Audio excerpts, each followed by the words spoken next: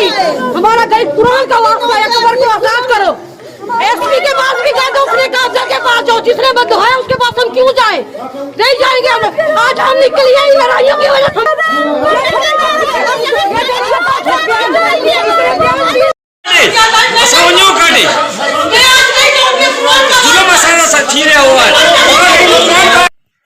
साबका town chairman Afzal आराय पर होने वाले हमले के वाक़े ने शिद्दत अख्तियार कर ली।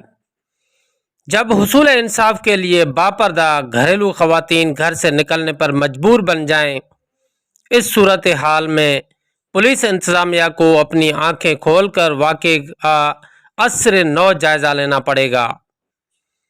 ज़िला शिकारपुर के तहसील हेडक्वार्टर खानपुर से ताल्लुक़ रखने वाले अरशद, जावेद, मंजूर और ख़वातीन में से अकबरी, नज़ीरा आराई और दीगर ने कलाम पाक हाथों में उठाए खानपुर थाना पर शदीद एहतजाज करते हुए कहा कि ब्रोई बरादरी के शरपसंदों ने हमारी ज़मीन पर कब्ज़ा करते हुए उगने वाले फसल को तलफ कर दिया है।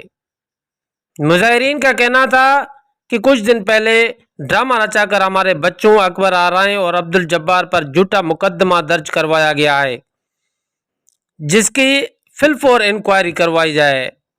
मुजाहिरीन का कहना है कि अफजल आराय झूठ और जुल्म पर उतर आया है, उस पर किसी ने कोई हमला नहीं किया। हम 2 साल से मुसलसल जुल्म सह रहे हैं।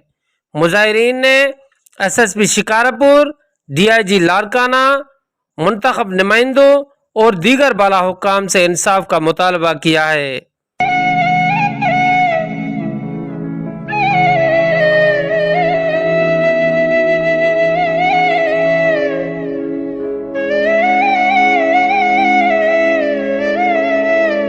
असीं जे मुआसी सफर में ओ साथी तमाम